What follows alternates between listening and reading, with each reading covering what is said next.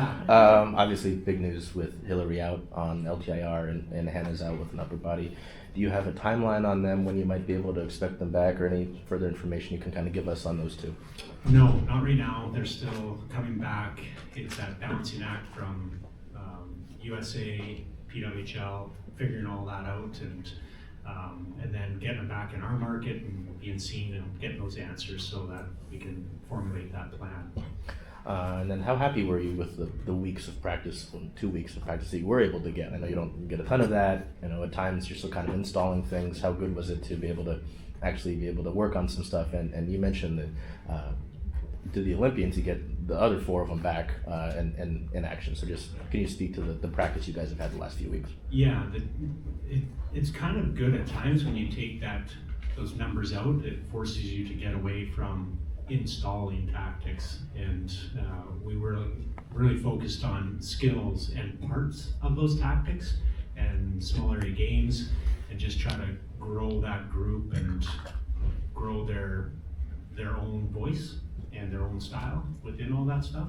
So yeah, I thought it's been amazing, just the weeks off. And I know the players would say the same. They'd also kind of, well, lots of practice, right? Lots of time. But I thought it was really intentional in how we went about things, how we broke it up and gave them time to be themselves on the weekends. That's something that doesn't occur in season ever, to get a Friday night and a Saturday night and something like that is very unusual in our sport. So for them to get weekends and do things, we got players that have dogs getting out and walking and exploring things like that. It was just, I think it was a nice mix of practice, competition, time off that re-energized and refocused the group. Steve, nice to see you. Nice to you. 2 things. One is, even in your wildest hopes, could you have imagined that you come to this arena and all the tickets would be sold? Well, you talk to the founders of this and their expectations, and we are blowing expectations away from day 1 to year 3 to see this. And this, I guess, maybe a shameless plug for myself, maybe it'll help me out, but I drive a Toyota Tacoma, and I believe in that vehicle. I'll sell it to anyone. I love it, right? That's how I feel. I believe in this league. I believe in this market. It is amazing. It truly is. Like Seattle, the fans.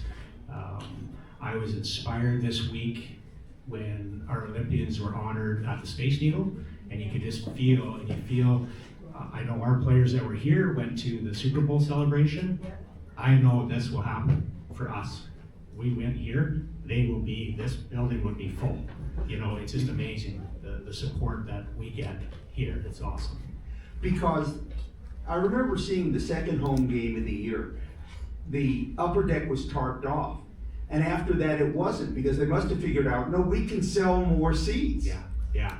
I mean, it's a testament to the players, it's a testament to the league of just, and this is the challenge as a coach, it's 30 playoff games. There is no boring game. It is on, right from the drop of the puck. It's competitive from the start to the finish, and people want to come watch that. And then you add in what the PWHL stands for, that inclusion piece, where people come here and feel part of it, feel part of this league. It's just a great coming together force.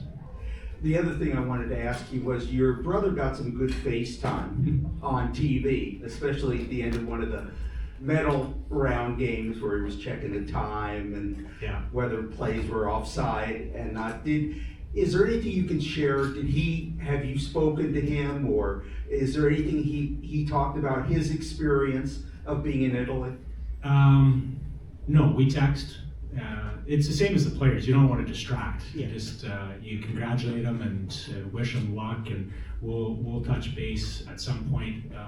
He's had some injury problems this year, so his schedule hasn't been the same. He'll get out here at some point, and let's just hope our times. It's funny how we live on totally different parts of the country most times, and just weird fates have it that we connect at weird spots, that we're here and he's there, and no, it's just, I'm super proud. It's amazing of what he's accomplished, 7 Stanley Cups and All-Star games and outdoor games, but to put that Olympic on his resume is pretty special, and I'm proud. And I remember 2011 with the Canucks, he did game 1, and there's probably 4 times about 4 anyways of the officials, but with myself and my parents, you're emotional to see a referee in a Stanley Cup, right? It's like we're the only people crying as he dropped our puck, right? And cheering for him. But yeah, he's had some great moments and he's earned them all and done really well. Thank you. Hi, Coach. Couple of things. I want to bounce off of his initial question. 17,000 plus tickets distributed. Yeah. So, and I think they were saying that that's the largest sellout number in North America. Wow. For PWHL games. So, how are you feeling about that? And then for all these new people that are going to be coming, or renewed people that are going to become fans, what do they expect tonight? They're not going to see Hillary, obviously, or Hannah Belka. Are there other players that we should be looking forward to seeing have some ice time that maybe haven't had any yet, or what should we be looking out for? What's amazing, again, what we're building here is building more than 1 player, 2 players, right? Like coming to watch the Toronto players as well. There's some great players and Olympians on that team. We have fantastic players in ours. Again, a little shout out to Sydney getting her first game, first career PWHL. That's exciting, and I mentioned that to our media crew, that when we had to talk to their potential reserves and selling them on state in Seattle, it was really important to tell them, like, you will improve here, just practicing at this level, and to have that come to fruition, and the team behind that, from Emma, our strength conditioner, Carl, our skills coach, our assistant coaches, with the time they put into those players, and now to see over these 2 weeks, we are fully confident that Sydney's ready to play in this league, and so that's exciting. And then just everyone that steps up in the absence of Hillary and Hannah, that here's an opportunity, right? You can't fool yourself. As much as a team game, it's still individuals that are in here, and they have an individual mind at times, like, I want my opportunity, and here's that opportunity, so run with it and show us what you got. And if it all pans out, you stay there. If it doesn't, you build that confidence to be even better in the other role that you had, right? So yeah, it's exciting, and hopefully we have 17,000 fans at the start of the drop of the puck, because a lot of them still in that store up there getting merchandise. I remember our first game, like, is this a sellout, or did we just give away tickets, right? And they eventually just went right in by the time the puck dropped. It was just amazing, because the anthem, I'm kind of like, it's pretty empty in here. They're just all coming from the store. And with all that energy that's coming into this arena, into this game, into this league now, of course, one of the other things that happened starting yesterday, I think, was deposits for playoffs. So now there are people, thinking about that, even though we're technically last place right now. Yeah. But are you feeling that level of confidence for this team kind of coming back off of the break and everything else to say, hey, we're going to take this energy and feed into that notion of, yeah, you should put down your playoff deposit? Yeah, 100%. Like, we have a good group. They have a good mindset to push, and that's the goal. And again, you can look at it with Hannah and Hillary out. We have some tremendous people here that can step up in that absence and help us push and drive and just keep climbing those standings game after game.